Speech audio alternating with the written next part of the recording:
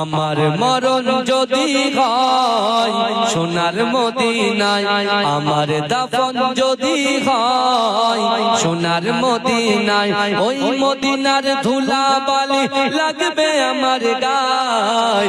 আমার মরণ যদি হয় সোনার মদিনায়, কত হাজি কেঁদে কেঁদে বলে দয়াময়, মওত আমার হয় যেন নবী যে তার।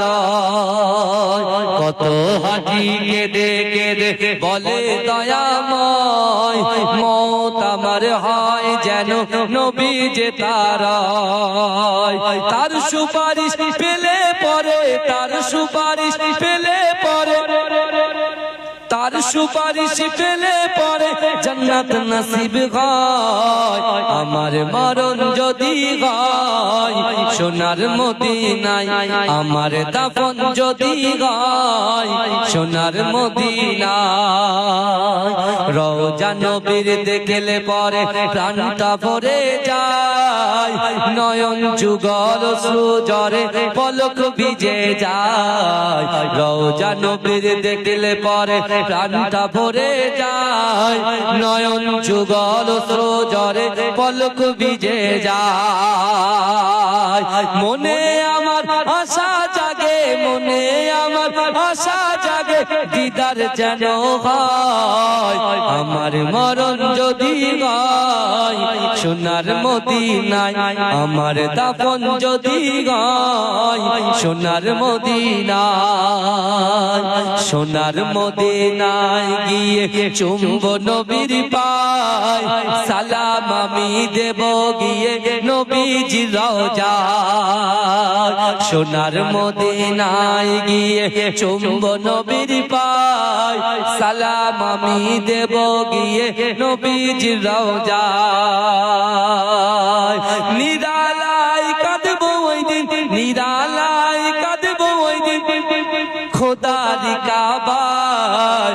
আমার মরণ যদি হয় সোনার মদিনায়, আমার দাফন যদি হয় সোনার মদিনায়। আল্লাহুম্মা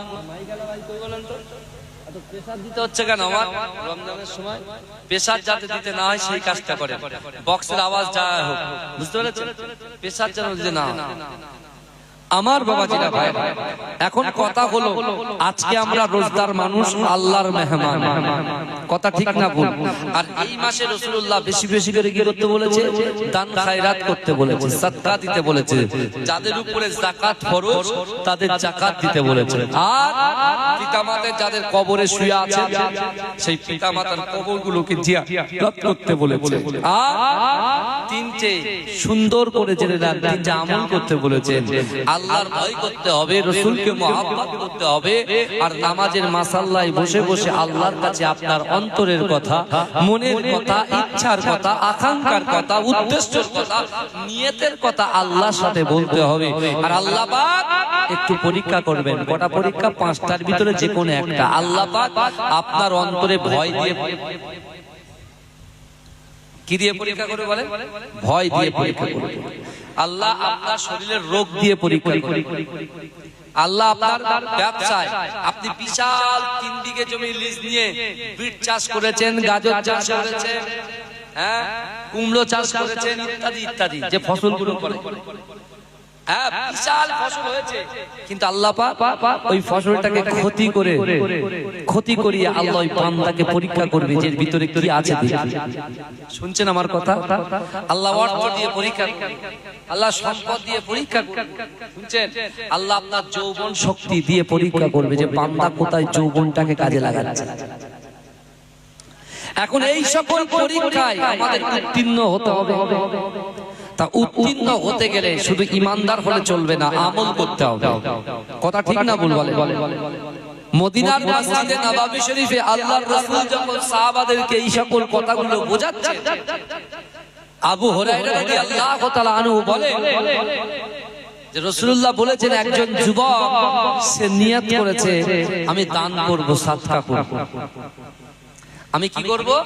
সাদকা করব, দান করব। কিন্তু এমন ভাবে দান করব, ডান হাত দিয়ে দান করব, বাঁ হাত জানতে পারবে না, আর বাঁ হাত দিয়ে দান করব, ডান হাত জানতে পারবে না। আর এই যে রোজার মাসটা হলো আমাদের জন্য অফারের মাস। কিসের মাস বলেন?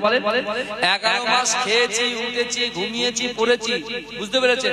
সবকিছুর হিসাব আলাদা হবে, আর এই একটা মাসের হিসাব কিন্তু সম্পূর্ণ আলাদা হবে, বুঝতে পেরেছেন?